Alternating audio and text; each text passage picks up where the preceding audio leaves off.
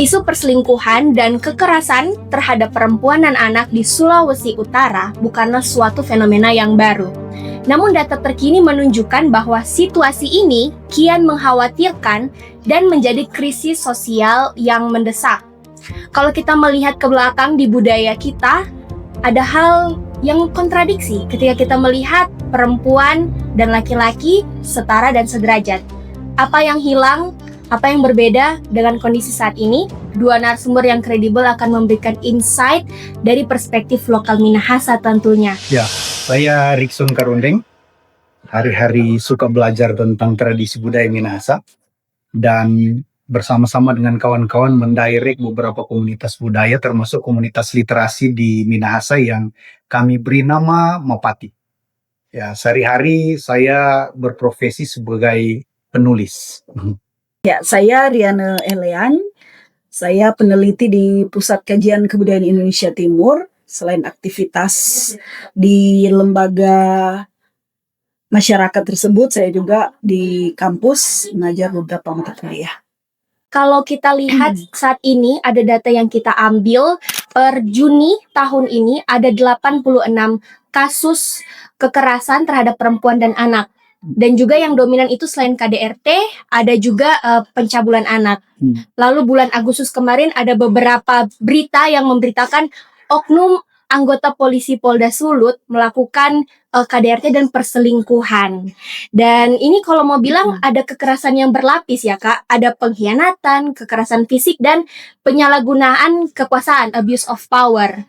Kalau dari kita lihat perspektif Minahasa ini seperti apa Kak? Silakan dari Kak Riana terlebih dahulu.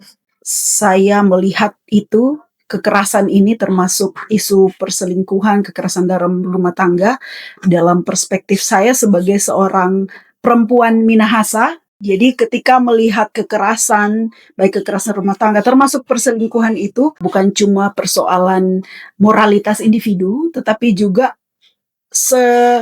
berbagai sektor yang berkelindan di balik itu. Termasuk bagaimana sistem patriarki yang turut membentuk itu. Ini bicara juga tentang relasi kuasa yang tidak seimbang, misalnya antara perempuan, misalnya dan laki-laki yang kemudian terlibat di dalam situ. Termasuk kemudian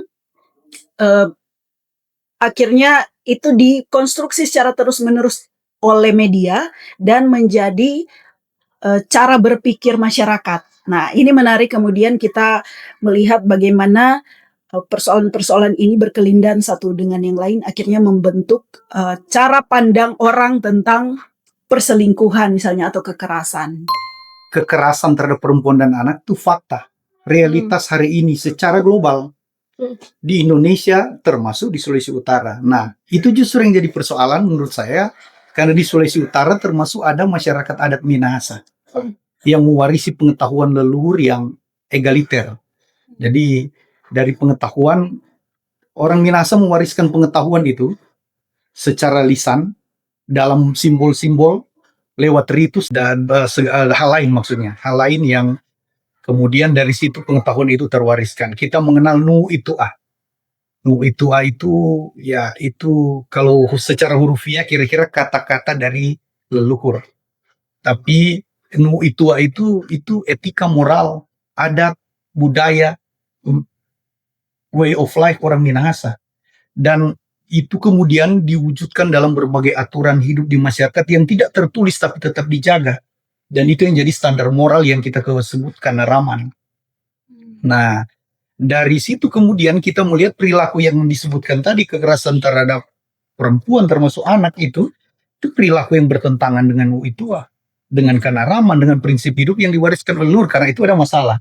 Kalau tarik ke belakang, masalah memang kita karena pengaruh globalisasi datang orang-orang dari luar kan di satu masa abad 17, 18, abad 19 datang orang-orang dari luar ke tanah Minahasa dan kemudian tradisi budaya kita itu dipaksa untuk dihilangkan secara sistematis. Jadi ada upaya pemberangusan tradisi budaya lewat agama yang dibawa kemudian lewat tradisi dan cara berpikir. Tujuannya menguasai tanah ini ketika itu toh. Berupaya memutuskan hubungan kita dengan tanah ini, dengan leluhur kita.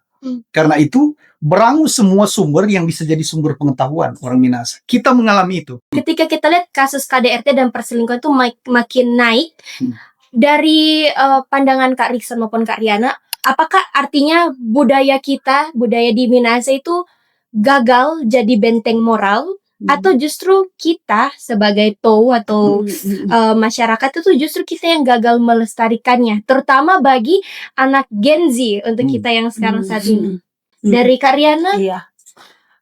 Saya pikir ini bukan bicara gagal atau sukses, tetapi ini bicara proses. Oke. Nah, di Minahasa sebenarnya secara kultural sudah terwaris apa yang disebut dengan nilai-nilai egaliter. Jadi bicara tentang kesetaraan TOW. Jadi ketika bicara TOW, bukan bicara tentang gender tertentu, perempuan atau laki-laki, tetapi bicara tentang bagaimana dia menjadi sesuatu. Nilai-nilai yang masuk kemudian yang datang ke Minahasa, di antara lain nilai-nilai patriarki dengan segala bentuknya, merasuk ke ranah kehidupan orang Minahasa.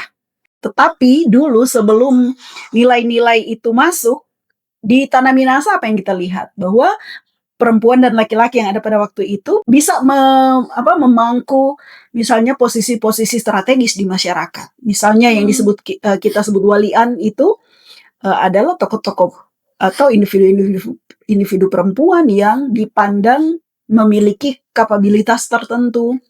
Nah, kalau kita tarik di saat ini, apakah nilai egaliter itu hilang kemudian diberangus oleh nilai-nilai patriarki? Saya mengatakan tidak. Dia tidak benar-benar hilang, tetapi yang dia perlu terus-menerus di-reclaim, direkonstruksi, direvitalisasi. Karena nilai-nilai itu saya yakin ada di dalam darah kita, ada di dalam spirit keminahasaan kita. Yang menjadi tantangan sekarang adalah bagaimana kemudian TOW Minahasa, orang-orang Minahasa kemudian menghadapi apa yang disebut dengan nilai-nilai patriarki yang justru menindas, menjajah, mengorbankan kelompok-kelompok orang tertentu, kelompok-kelompok rentan antara lain perempuan, anak, kaum difabel. Itu bagaimana tugas TOW Minahasa justru untuk merevitalisasi, membangun, merekonstruksi nilai-nilai egaliter yang sebenarnya adalah modal sosial, modal kultural orang-orang Minahasa. Oke, berarti memang dari kita untuk kita merekonstruksi kembali terus-menerus nilai-nilai yang dari orang-orang tua zaman dulu sudah terapkan dan juga wariskan ke kita. Berarti kalau misalnya tugas kita untuk merevitalisasi, kita pengen ke Kak Rikson. Kalau begitu bagaimana peran budaya Minahasa dan juga peran media untuk mengembalikan nilai-nilai Minahasa yang bukan hanya menghormati perempuan tapi manusia secara keseluruhan? Ya. Nilai-nilai tradisi budaya kita itulah benteng paling penting untuk menghadapi gempuran globalisasi. Sehingga yang saya mau bilang tidak ada cara lain selain kita, kalau dia sudah mati kita hidupkan, kalau dia setengah mati kita perkuat. Ada upaya revitalisasi tradisi budaya. Kita hidupkan artinya bukan cuma sekedar jadi simbol, bukan sekedar jadi pajangan, tapi dia hidup dari diri kita dan terekspresi dalam tindakan kita. Nilai-nilai tradisi budaya itu adalah kekuatan kita untuk menghadapi semua pengaruh negatif itu terhadap kita. Jadi tidak ada cara lain. Kita hanya perlu kemudian memahami kembali, mengembalikan roh keminasan itu dalam diri kita. Artinya kita perlu memahami kembali pengetahuan warisan leluhur yang masih hidup dan terwariskan. Dan bukankah itu yang tetap menghidupkan kita hari ini? Contoh di Minahasa, manusia itu disebut TOW, tidak pernah disebut laki-laki perempuan. Tidak ada dikotomi itu. TOW itu sesuatu yang hidup. Yang hidup secara fisik, tapi juga cara berpikir. Pengetahuan, moral, etika moral, tapi juga kebijaksanaan dia. Itu yang disebut TOW. Kita butuh teman-teman seperti Angel untuk tetap melanjutkan pengetahuan-pengetahuan seperti ini. Agar supaya paling kurang semakin banyak TOW Minahasa. Generasi hari memahami pengetahuan leluhur kita yang sangat menghidupkan itu. Dan tidak ada lagi kekerasan terhadap perempuan, karena itu perilaku kurang ajar, kurang adat bagi kita. Dan di Minahasa perilaku penghinaan terhadap TOW, termasuk perempuan, hukuman itu totokan. Maaf, orang Minahasa mengenal tradisi zaman dulu. Totokan itu mencincang daging, mencincang manusia itu Sehingga darah, tulang, dan daging itu jadi satu dengan tanah dan anjing pun tidak layak memakan. Artinya orang Minahasa tegas terhadap perilaku-perilaku seperti kalau kita memahami itu bukan soal hukuman yang kita takut, tapi betapa leluhur membuat aturan bahkan hukuman konsekuensi ketika kita melanggar kanaraman itu, melanggar itu dengan hukuman yang terlihat sangat berat itu untuk mengingatkan kita bahwa betapa penting menghargai itu. Memahami pengetahuan leluhur adalah salah satu cara untuk menghadapi kekerasan terhadap perempuan dan anak hari ini.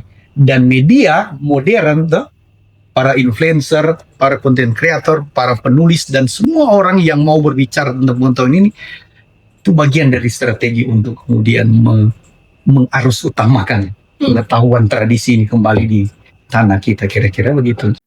Menarik sekali ya, ada banyak pembelajaran dari kita pribadi, dari wisdom Minahasa dari zaman dahulu pun mengingatkan bahwa manusia itu setara, sederajat, dan pada hakikatnya itu saling menghormati, bukan malah memberi kekerasan terlepas gender atau umur setiap orang. Nah, untuk menutup pembahasan kita di hari ini, silakan ada closing statement terkait bagaimana kita bisa melestarikan budaya Minahasa di kehidupan kita sehari-hari, terutama dalam memberantas kekerasan yang ada di tanah Minahasa. Iya. Kekerasan itu masih terjadi saat ini, kini dan di sini. Dan memakan korban diri kita maupun orang-orang yang kita kasihi. Dan tanah Minahasa mewariskan kepada kita nilai-nilai kehidupan yang di dalamnya nilai-nilai kehidupan itu menjadi modal sosial, modal kultural untuk kemudian bisa dipakai sebagai alat perlawanan. Artinya alat untuk mereklaim keadilan, kesetaraan itu. Sehingga yang perlu dilakukan oleh kita saat ini adalah kemudian merekonstruksi, merevitalisasi, memproduksi pengetahuan tersebut dengan berbasis nilai-nilai kultural yang menghidupkan, yang setara, yang berkeadilan itu, kemudian kita buat dalam berbagai model, dipublikasikan di berbagai media, hingga itu menjadi sebuah instrumen edukasi yang bisa diakses oleh siapa saja, dan akhirnya dari tanah Minahasa kemudian kita bisa memberi sumbangan kepada sesama kaum Minahasa, kepada orang-orang di Indonesia, dan kepada dunia, bahwa dari sini ada nilai yang disebut dengan nilai egaliter yang menjadi salah satu nilai yang bisa dipakai sebagai nilai perjuangan untuk mengupayakan penghapusan kekerasan berbasis gender atau berbasis identitas apapun. Mari kita bekerja bersama, karena dalam menghapus kekerasan, menghapus ketidakadilan, menghapus kemudian diskriminasi terhadap kelompok-kelompok rentan adalah tugas bersama. Kekerasan terhadap perempuan itu kejahatan luar biasa. Mengambil milik orang lain termasuk istri orang lain itu kejahatan luar biasa bagi orang Minahasa.